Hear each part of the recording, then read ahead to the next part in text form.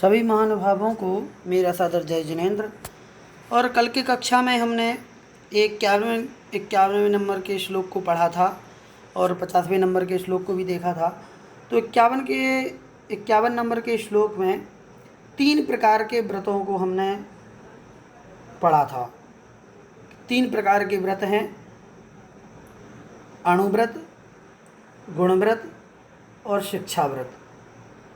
और इस 3 प्रकार के व्रतों के भी क्रमशः 5, 3 और 4 भेद होते हैं। ठीक है, अर्थात जो अणुव्रत है उसके अणुव्रत के 5 भेद, गुणव्रत के 3 और शिक्षा व्रत के 4 भेद हमने समझे थे। थोड़ी सी इनकी आज हम इनके नाम पढ़ लें और इसके बाद फिर अगले श्लोक की ओर तरफ चलेंगे। तो इसके नाम जो हैं वो पुस्तक में हमारे लिखे हुए हैं। देखिए, इसको आप अपनी कॉपी में भी नोट कर सकते हैं कि अणुव्रत के 5 भेद कौन से हैं। तो अहिंसाणुव्रत, सत्याणुव्रत, अचौर्याणुव्रत, ब्रह्मचर्याणुव्रत और परिग्रह परमाणुव्रत। ठीक है। गुणव्रत के 3 भेद हैं: दिग्व्रत, अनर्दंड व्रत और भोगोपरिमाण व्रत। ठीक है, दिग्व्रत, अनर्दंड व्रत और भोगोपरिमाण व्रत। एक बात आपको बता दें कि अलग अलग ग्रंथों में जो अणुव्रत हैं या फिर जो देश व्रत है, उन देश व्रतों के जो भेद हैं उनमें थोड़ा सा अंतर है।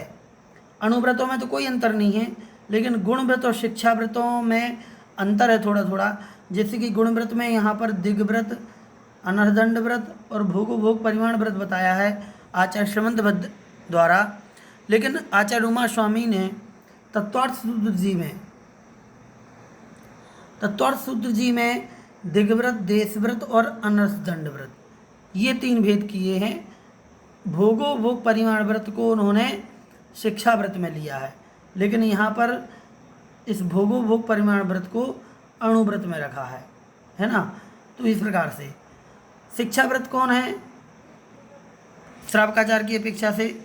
तो देशावकाशिक, सामायिक, प्रोषधोपवास, ये यहाँ और वैयावृत्ति, यहाँ पर ये 4 प्रकार का शिक्षा व्रत बताया है। जबकि यहाँ पर जो उमा स्वामी महाराज जी ने जो भेद किए हैं उसमें थोड़ा सा अंतर है। क्या अंतर है?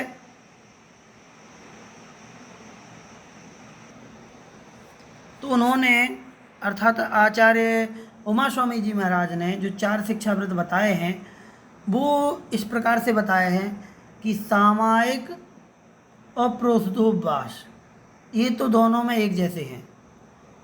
ठीक है, लेकिन उमा स्वामी महाराज ने भोग परिमाण व्रत को शिक्षा व्रत में लिया है और एक और शिक्षा व्रत जोड़ा है, वो है अतिथि संविभाग व्रत। क्या? अतिथि संविभाग। तो ये वाला ऐड किया हुआ है आचार्य उमा स्वामी महाराज ने। और यहाँ पर भोग को देखिए कितना अंतर है। ये भोग परिमाण व्रत उमा स्वामी महाराज ने शिक्षा व्रत में लिया है और समंत महाराज ने गुण व्रत में लिया है। ठीक है। और देशावकाशिक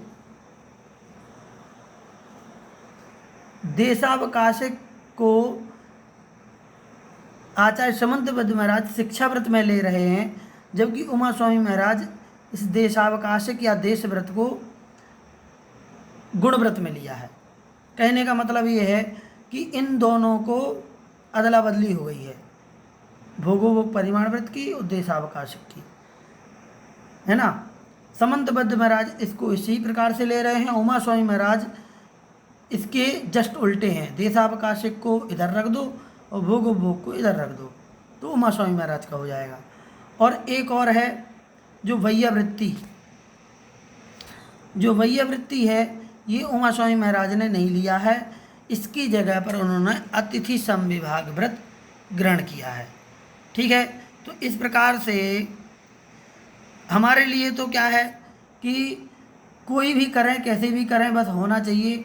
अब उसकी गिनती कौन से आचार्य कहाँ ले रहे हैं इससे अपन को कोई फर्क नहीं पड़ता है, चाहे वो शिक्षा व्रत में आ जाए, चाहे देश व्रत में आ जाए, सॉरी गुण व्रत में आ जाए, लेकिन हमारा व्रत होना चाहिए, ये सबसे बड़ी बात है। ठीक है, तो इस प्रकार से ये 12 प्रकार के 5, 3 और 4 12 प्रकार के व्रत देश व्रत कहे गए हैं, सॉरी गुण व्रत कहे गए हैं। अब आज का श्लोक हम पढ़ते हैं 92 नंबर के श्लोक को, तो पहले उच्चारण कर लेते हैं। प्राणातिपात वितथ व्याहार स्तेय काम मूर्छाभ्य स्थूलेभ्य पापेभ्यो विपरमाणुव्रतम भवति। पूरा पढ़ते हैं एक बार।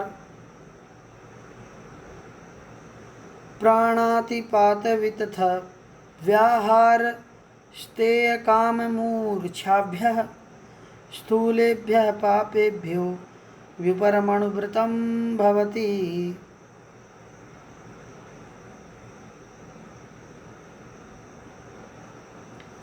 ठीक है, क्या कहते हैं कि प्राणातिपात वितथ व्याहार स्तेय काम और मूर्छाभ्य, ये 5 चीज़ें हैं। प्राणातिपात अर्थात किसी के प्राणों का घात करना, प्राण हरण कर लेना। वितथ व्याहार अर्थात जो वस्तु जैसी नहीं है उसको वैसा कहना, या फिर जो जैसी है वैसा नहीं कहना, वो वितथ अर्थात असत्य भाषण है, झूठ बोलना जिसे हम कहेंगे।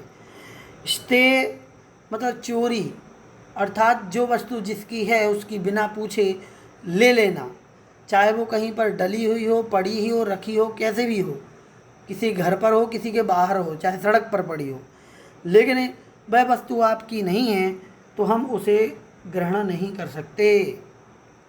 अब आप कहेंगे कि वो तो ज़मीन पर पड़ी है, सड़क पर पड़ी है, वो तो किसी की नहीं है। ऐसा नहीं है, जिसके हाथ से गिरी है वह वस्तु उसी की ही है। लेकिन हम लोग ये सोच करके अरे वो तो सड़क पर पड़ी है, हम नहीं उठाएंगे, कोई और उठा लेगा, तो भैया आप चोरी का पाप का बंध कर रहे हैं, इसलिए इसको ध्यान से। काम अर्थात मैथुन सेवन, भोगविलास इत्यादि, और मूर्छाभ्य अर्थात मूर्छा करना या परिग्रह करना, आवश्यकता से अधिक वस्तुओं का संग्रह करना, ये मूर्छा कहलाता है, और वो परिग्रह होता है, उसे भी पाप कहा जाता है। तो ये 5 प्रकार के पाप हो गए। प्राणातिपात मतलब हिंसा, वितथ व्यवहार मतलब झूठ, फिर चोरी, फिर कुशील और परिग्रह। इन 5 प्रकार के पापों से स्थूलेभ्य पापेभ्यो, इन 5 प्रकार के स्थूल पापों से व्युपरमणम मणुव्रतम भवति। स्थूलेभ्य पापेभ्यो व्युपरमणुव्रतम भवति। इसको हमने पूरा पढ़ के बता देते हैं। प्राणातिपात वितथ व्याहार स्तेय काम मूर्छाभ्य स्थूलेभ्य पापेभ्यो विपरमणुव्रतम भवति। विपरमणुव्रतम भवति, यहाँ थोड़ा सा ये संदेह हो जाता है कैसे पढ़ना है, इसको हम सही बता देते हैं। व्युपरमणम, कई लोग इसको व्युपरमणम पढ़ते हैं, व्युपरमणमणुव्रतम ऐसे भी पढ़ते हैं, कुछ लोग पढ़ते हैं व्युपरमणमणुव्रतम भवति, लेकिन अपन को पढ़ना है कैसे, व्युपरमणमणुव्रतम भवति। व्युपरमणमणुव्रतम,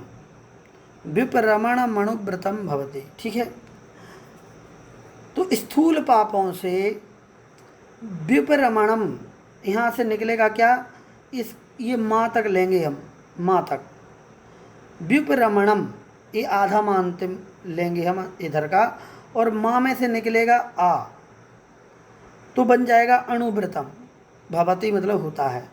क्या कहते हैं, स्थूल पापों से व्युपरमणम अर्थात विरक्त होना, दूर होना, वो अणुव्रत कहलाता है।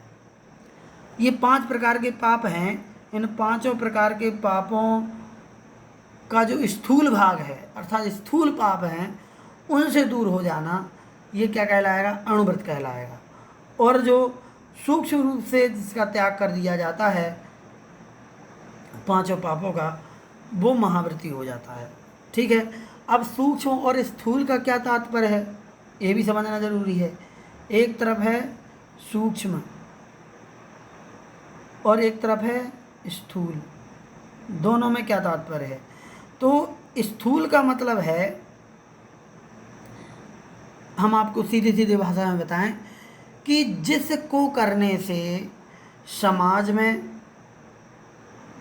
ठीक, या फिर कानून, जो हमारे देश के कानून हैं, उनसे हमें दंड मिलने वाला हो, या फिर जो समाज या कानून की अपेक्षा से जो गलत है, निंदनीय है, या फिर कानून जिसे अपराध मानता हो, वो यदि करते हैं तो पाप है ही, लेकिन उस स्तर का यदि हम छोड़ देते हैं तो भी स्थूल त्याग हो जाएगा। जैसे कि जिस चीज़ को करने से हमें चोरी का दंड मिल सकता है कानून के हिसाब से, वो स्थूल चोरी है। तो कहने का तात्पर्य ये है कि यदि आप गृहस्थ हैं तो आप सूक्ष्म तरीके की चोरी नहीं रोक सकते, तो कम से कम स्थूल चोरी तो रोक सकते हैं। ऐसी चोरी तो हम ना करें जिससे हमें कानून दंड दे सके। तो अब सवाल होता है कि सूक्ष्म क्या होगा। सूक्ष्म ये होगा कि जिसको उठाने से, जिस चीज़ को ग्रहण करने से कोई भी कानून के तरीके से भी हमें दंड नहीं देता। जैसे कि हमने झरने का पानी ले लिया, कुएं का किसी का पानी ले लिया, या किसी की खेत की मिट्टी उठा ली, तो यदि आप, मिट्टी का मतलब ये नहीं कि आपने 2 ट्रक मिट्टी उठा ली, थोड़ी सी मिट्टी हाथ में उठा ली, या किसी के उधर से एक पत्थर का टुकड़ा उठा लिया बेकार पड़ा हुआ, वो क्या कहलाएगा, वो स्थूल चोरी नहीं कहलाएगी। वो स्थूल मतलब वो स्थूल चोरी है, लेकिन उसका कानून दंड नहीं देता है। उस स्थूल चोरी का कानून कोई दंड नहीं देता है। इसलिए इस प्रकार की जो चोरी हैं वो सूक्ष्म चोरी हैं, उसका कोई दंड नहीं मिलता, तो इसके लिए छूट है। लेकिन जो स्थूल चोरी है, जैसे किसी घर पर जा कर के पैसे उठा लेना, किसी के बालक का अपहरण कर लेना, किसी की गाड़ी चोरी कर लेना, पैसे चोरी कर लेना, ये सब स्थूल चोरी है, क्योंकि इसको करने से कानून दंड देगा। तो हमें स्थूल चोरी, जो मोटी मोटी चोरी है, जिसको सब लोग चोरी कहते हैं, उस चोरी का हमें त्याग करना। इसी प्रकार से सभी में लगा लेना है। ठीक है, तभी वो अणुव्रतम भवति, अणुव्रत होगा। इसको थोड़ा सा और अच्छे से जानना है तो हम यहाँ पर आप लोग पढ़िएगा, पांचों पापों की परिभाषा यहाँ पर दी हुई है, और हम थोड़ा सा विशेषार्थ में जाएंगे, ये अपन को समझना है। कहते हैं कि जिनके संयोग से